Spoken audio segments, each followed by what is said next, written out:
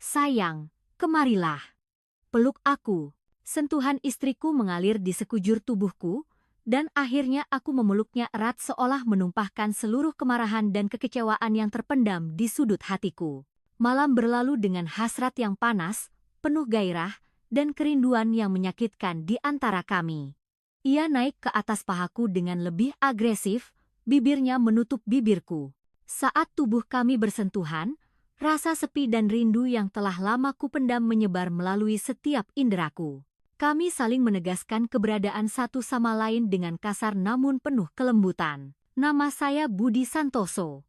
Berusia 55 tahun, saya hidup seorang diri setelah pensiun dan pindah ke sebuah perumahan yang tenang. Saya telah menghabiskan waktu yang sangat lama di tempat kerja. Kehidupan yang saya jalani terasa monoton dan berulang setiap hari. Setelah pensiun, hati saya terasa hampa.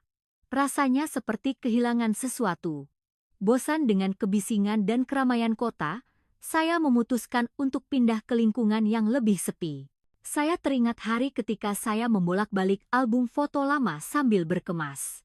Kenangan tawa dan tangis dari masa lalu seakan menyerbu saya dalam sekejap. Hari pertama saya tiba di sini terasa sangat asing. Meskipun lingkungan ini masih kecil dan sunyi, rencananya akan segera dikembangkan menjadi kota baru. Saya memutuskan untuk membuka kantor agen properti di sini dengan pandangan jauh ke depan. Pemandangan gang kecil dari jendela, tembok bata dengan tanaman rambat, dan suara radio dari halaman tetangga terasa canggung. Tanpa sadar, saya menghela napas. Mengapa aku datang sejauh ini? Tanya saya pada diri sendiri. Setelah selesai membongkar barang-barang, saya duduk terdiam dan sangat merasakan kekosongan yang ditinggalkan oleh putra saya. Teringat masa kecilnya saat kami berlari-larian bersama, mata saya sejenak menjadi panas. Sepanjang hari saya duduk di kantor properti yang kosong tanpa seorang pun pengunjung. Di atas meja, ada sebuah cangkir muk yang ditinggalkan putra saya saat ia pergi. Setiap kali melihat cangkir itu, tawa putra saya seakan terngiang di telinga. Terkadang saat menatap keluar jendela, wajah orang-orang yang lewat tampak begitu asing. Saya perlahan-lahan terbiasa dengan kesendirian yang berulang ini. Bangun pagi, membuat kopi dengan tenang, dan memulai hari dengan membaca koran. Menanyakan kabar seseorang atau berbincang santai dengan orang lain menjadi semakin canggung. Namun, di suatu sudut hati, masih ada sedikit harapan. Saya tidak tahu apakah saya bisa memulai kembali di lingkungan yang tenang ini, tetapi saya bertekad untuk menjalani hari ini. Anehnya, hari ini langit tampak lebih tinggi. Dengan tenang, namun dengan sedikit harapan, saya mengakhiri hari dengan berpikir bahwa sesuatu mungkin akan berubah di akhir dari awal yang sunyi ini. Hari ini, seperti biasa, saya menghabiskan waktu dengan tenang di kantor properti. Tak ada pelanggan yang membuka pintu, hanya memandangi orang-orang yang lalu lalang di luar jendela. Setelah beberapa waktu berlalu, pintu terbuka tiba-tiba dan seorang pria asing masuk. Ia adalah seorang pria dengan perawakan ramah dan senyum hangat yang memperkenalkan dirinya sebagai ketua paguyuban pedagang di lingkungan ini. Pak Budi, saya dengar Bapak baru buka kantor di sini, jadi saya mampir sebentar. Kita akan sering bertemu nantinya. Kalau ada yang ingin ditanyakan tentang lingkungan sini, jangan sungkan bertanya ya, Pak. Aku tersenyum canggung mendengar nada bicaranya yang ramah dan membalas salamnya. Ia segera menceritakan berbagai hal tentang lingkungan ini dan para tetangga. Kemudian, sambil menepuk bahuku, ia berkata bahwa kopi dari warung di sini adalah primadona dan menyarankan saya untuk memesannya. Dengan ragu, saya memesan segelas kopi. Sambil menunggu kopi diantar, saya pura-pura merapikan meja. Jantung saya mulai berdebar tanpa alasan. Ini adalah hari pertama saya benar-benar berbincang dengan seseorang di lingkungan ini. Tak lama kemudian, seorang pelayan warung yang mengantarkan kopi membuka pintu dan masuk. Anehnya, pandanganku terpaku pada sosoknya yang masuk dan menutup pintu dengan begitu terampil seolah sudah terbiasa. Gerakan tangannya saat meletakkan kopi, suara yang familiar di balik aroma kopi. Saat ia mengangkat kepala, aku langsung mengenalinya. Dewi. Jantungku serasa jatuh ke perut. Meskipun sudah 5 tahun berlalu, aku bisa mengenali wajah itu dalam sekejap. Dewi, mantan istriku, yang kutemui tanpa sengaja. Saat itu, aku merasakan perasaan yang telah lama terpendam di lubuk hatiku tiba-tiba muncul kembali. Gelombang besar mulai bergejolak kembali dalam hidup saya. Dan ketua paguyuban itu masih berada di sampingku. Meskipun aku langsung mengenali pelayan yang membawa kopi itu adalah Dewi, aku seketika berpura-pura tidak terjadi apa-apa dan mengalihkan pandangan. Dewi juga tampak berusaha menyembunyikan keterkejutannya. Pak Ketua, dengan santainya, melontarkan candaan kepada Dewi. Mbak Dewi, hari ini sibuk sekali ya. Kopinya dibuat spesial enak kan buat Pak Budi? Katanya sambil dengan santai meletakkan tangannya di bahu Dewi. Bahkan saat duduk dan berbincang sejenak, ia iseng menepuk-nepuk paha Dewi. Dewi memaksakan senyum, dan melihat pemandangan itu, hatiku entah kenapa terasa tidak nyaman. Silakan diminum kopinya, Pak. Kopi dari warung Mbak Dewi ini paling terkenal di sini, kata Pak Ketua dengan ramah kepada Dewi, sementara Dewi dengan hati-hati meletakkan kopi di hadapanku. Kami berdua, aku dan Dewi, melanjutkan percakapan seolah tidak ada yang terjadi, tetapi tingkah laku Pak Ketua terus mengganggu pikiranku. Pikiranku kacau balau, tetapi aku berusaha bersikap senormal mungkin sambil mengangkat cangkir kopi. Baru setelah Pak Ketua meninggalkan kantor, mataku dan Dewi benar-benar bertemu. Akhirnya, Dewi dengan hati-hati memulai pembicaraan. Lama tidak bertemu. Aku tidak menyangka kita akan bertemu lagi seperti ini. Aku ragu sejenak, lalu menjawab pelan. Iya. Apa kabarmu baik? Dewi tersenyum singkat dan berkata, jadi, kamu bekerja di sini sekarang? Masa lalu sejenak melintas di benakku. Percakapan kami berlanjut dengan canggung. Aku menjawab acuh tak acuh, iya. Aku sudah menetap di lingkungan ini.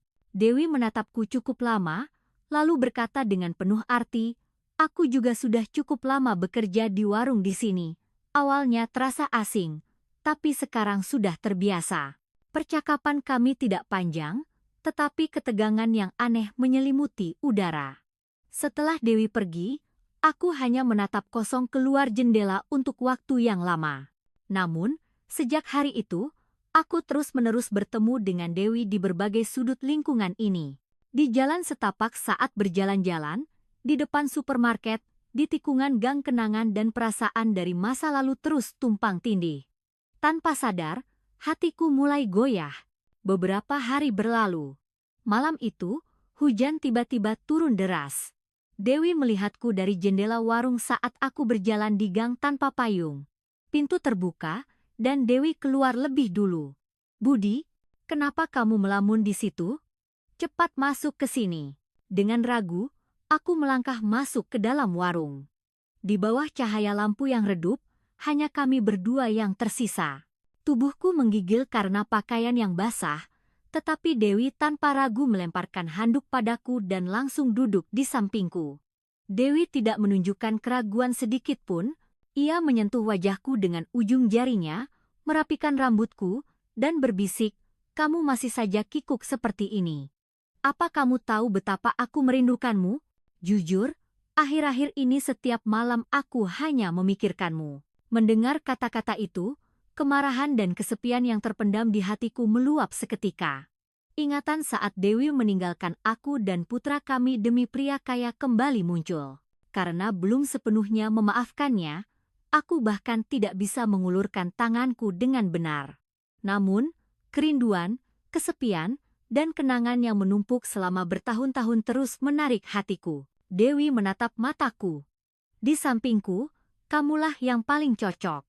Ketika aku hanya menatapnya tanpa kata, Dewi duduk merapat di sampingku, lalu dengan santai duduk di pangkuanku dan melingkarkan lengannya di leherku. Bibirnya yang panas menyusuri pipiku hingga ke leher. Napasku semakin berat, dan sentuhan Dewi menjadi semakin berani. Tiba-tiba Dewi berbisik di telingaku. Jangan di sini. Ayo kita ke kamarku di belakang. Aku ingin berduaan denganmu. Aku ragu sejenak, tetapi Dewi menarik tanganku. Kami menyelinap keluar melalui pintu belakang warung dan masuk ke kamar kecil tempat Dewi tinggal. Begitu masuk, Dewi mengunci pintu dan tanpa ragu membuka kancing kemejaku sambil mendekatkan tubuhnya. Kemarahan, keraguan, dan kekecewaan di sudut hatiku bangkit seperti api, dan aku memeluk Dewi dengan erat. Sejak saat itu, yang ada hanyalah indera. Sentuhan Dewi mengalir di seluruh tubuhku, dan aku memeluknya seolah menumpahkan semua kemarahan dan kekecewaan dari hatiku. Malam berlalu dengan hasrat yang panas, penuh gairah, dan kerinduan yang menyakitkan. Dewi naik ke atas pahaku dengan lebih agresif, bibirnya menutup bibirku. Saat tubuh kami bersentuhan, rasa sepi dan rindu yang telah lama ku pendam menyebar melalui setiap inderaku. Kami saling menegaskan keberadaan satu sama lain dengan kasar namun penuh kelembutan. Sambil menatap keluar jendela di mana hujan tak kunjung reda, aku diliputi rasa takut dan gembira bahwa momen ini mungkin tidak akan datang lagi. Dewi memelukku dengan tenang. Malam itu, semua perasaan dan hasrat yang telah lama terpendam tumpah bersama hujan. Sinar matahari pagi menyelinap masuk melalui jendela.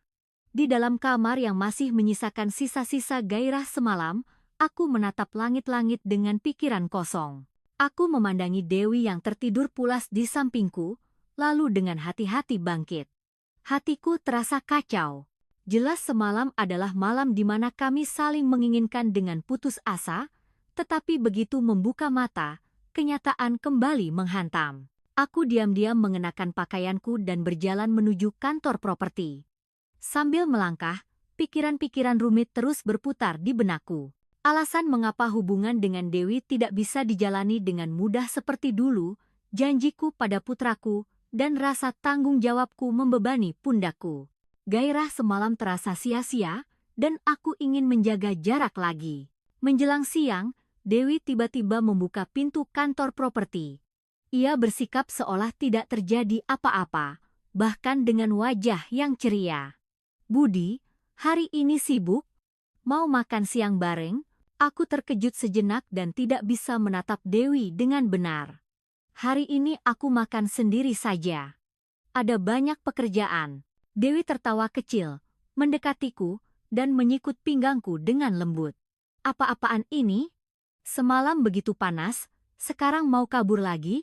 Aku hanya memusatkan pandanganku pada dokumen dan mencoba mengalihkan pembicaraan. "Dewi, yang terjadi semalam mungkin hanya sebuah kesalahan." Dewi duduk di hadapanku dengan ekspresi datar dan berkata, "Ya, tapi bagiku itu bukan kesalahan. Justru aku merasa bisa bernapas lega setelah sekian lama." "Budi, kamu juga sama, kan?" Aku tidak tahu harus menjawab apa dan hanya terdiam. Dewi menghela napas, bangkit dari kursinya, dan berkata, "Aku mengerti perasaanmu. Tapi aku sekarang tidak punya beban apa-apa lagi. Aku harap kamu juga bisa jujur pada perasaanmu sendiri."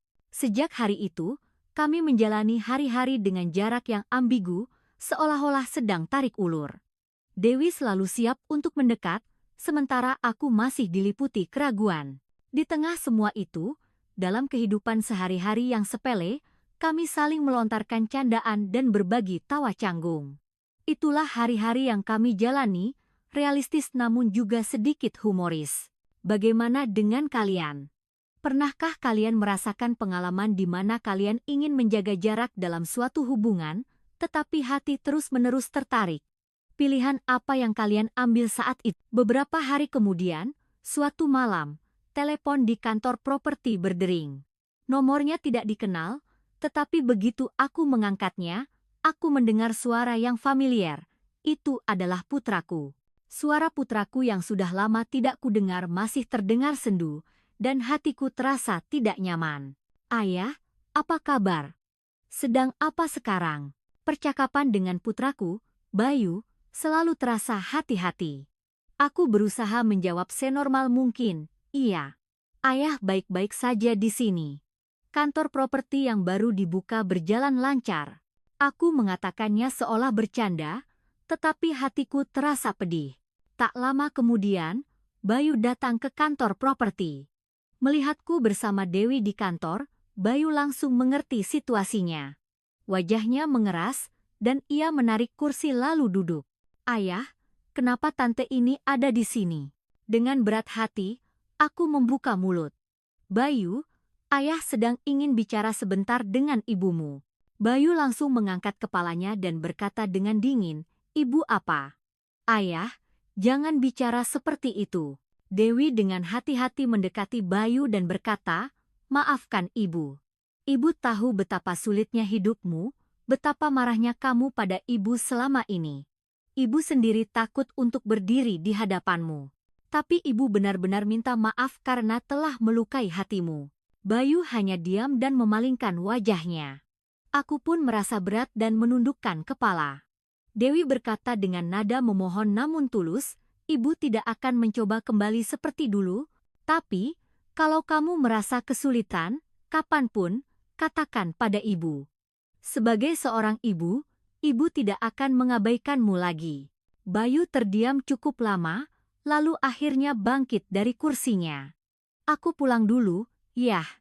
Nanti telepon aku." Dewi menahan air matanya dan tetap berada di sisiku. Aku menepuk pundaknya dengan pelan.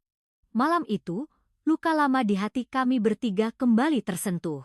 Malam itu, aku menyadari betapa menyakitkan sekaligus berharganya arti sebuah keluarga. Apakah ketulusan Dewi bisa mengubah hati Bayu? Sejujurnya, aku pun tidak tahu. Menurut kalian, dalam situasi seperti ini, apakah hati keluarga bisa didapatkan kembali? Jika kalian penasaran dengan kelanjutan ceritanya, tetaplah bersama saya hingga akhir. Selama beberapa hari, tidak ada kabar dari Bayu. Aku hanya bisa gelisah sambil terus memeriksa ponsel, mengkhawatirkan kabarnya. Dewi juga sering datang ke kantor dan hanya duduk diam. Seolah saling menghibur, kami membiarkan waktu berlalu dalam keheningan. Lalu suatu malam, sebuah pesan masuk dari Bayu. "Ayah, kalau ada waktu, bisa kita bertemu sebentar?" Begitu bunyi pesan singkat itu. Dengan hati berdebar, aku pergi ke tempat pertemuan. Bayu duduk di sana dengan wajah yang sedikit lebih tirus dari sebelumnya. "Ayah, sejujurnya akhir-akhir ini aku banyak berpikir. Terus terang, aku tidak tahu apakah aku sudah bisa memaafkan ibu. Tapi aku sadar bahwa kebahagiaan ayah lebih penting." Aku hanya diam mendengarkan kata-kata Bayu. Setelah ragu sejenak, Bayu berkata dengan hati-hati, "Sepertinya aku bisa mencoba makan bersama ibu sekali-sekali. Masih sulit, tapi aku akan coba pelan-pelan." Beberapa hari kemudian, Dewi sendiri yang menemui Bayu. Ia duduk di hadapan Bayu setelah sekian lama dan berkata dengan jujur, "Maafkan ibu, Bayu. Ibu tidak bisa mendampingimu saat kamu kecil, jadi ibu mengerti kalau kamu tidak bisa menerima ibu dengan mudah. Tapi sekarang, ibu benar-benar ingin menjadi ibumu lagi dengan tulus." Bayu tidak langsung menjawab, tetapi ia tidak lagi memalingkan punggungnya seperti dulu. Dalam keheningan yang canggung, terasa ada suasana yang berbeda dari sebelumnya. Bayu berkata singkat, "Kita bicara sambil makan saja." Seperti dulu, Dewi mengangguk dengan mata berkaca-kaca. Aku hanya diam memandangi mereka berdua. Harapan bahwa nama keluarga bisa perlahan-lahan terjalin kembali mulai tumbuh di lubuk hatiku. Waktu kembali berlalu, dan musim berganti. Hubungan kami tidak sempurna. Masih banyak kecanggungan dan kekurangan, tetapi kami bertiga perlahan-lahan menambah waktu kebersamaan. Duduk mengelilingi meja makan bersama Bayu, berbagi lauk pauk sederhana, dan membicarakan hal-hal sepele yang dulu tak pernah terpikirkan. Senyum yang canggung dan kaku saling bertukar, tetapi itu saja sudah cukup menghangatkan. Suatu malam, kami bertiga berjalan-jalan di taman dekat rumah. Dewi dengan pelan mendekatiku dan berkata, "Budi, dulu aku tidak pernah tahu bahwa berjalan santai seperti ini saja begitu berharga. Aku baru menyadarinya di usiaku yang sekarang." Aku mengangguk dan dengan hati-hati menggenggam tangan Dewi. Bayu berjalan sedikit di kejauhan, tetapi ia tidak meninggalkan kami. Dari ekspresi wajah Bayu, tidak lagi terlihat kekerasan hati, melainkan penerimaan yang tenang. Hidup tidak akan pernah sempurna. penuh dengan kesalahan dan penyesalan, benci dan rindu, serta kegembiraan dan penghiburan yang datang kembali. Namun, perasaan-perasaan itulah yang membuat kita hidup dengan saling bersandar satu sama lain lebih dalam. Aku, Dewi, dan Bayu, kini kami perlahan-lahan saling menerima sebagai sebuah keluarga. Duduk di bangku taman di bawah senja, aku diam-diam berjanji pada diriku sendiri, menghabiskan sisa hidup menua bersama seseorang dengan hangat, sepertinya bukan hal yang buruk. Terima kasih banyak telah menyimak cerita saya sampai akhir. Saya yakin, dalam menjalani hidup, kalian juga akan bertemu dengan perpisahan tak terduga, penyesalan, dan juga momen-momen hangat yang datang kembali. Saya sendiri, saat mengenang kembali masa-masa kesepian dan rasa sakit yang panjang, serta keberanian yang harus saya kumpulkan kembali, merasa sangat terhibur karena bisa berbagi perasaan seperti ini dengan seseorang. Pernahkah kalian, di senja usia, berpikir kembali tentang cinta atau keluarga?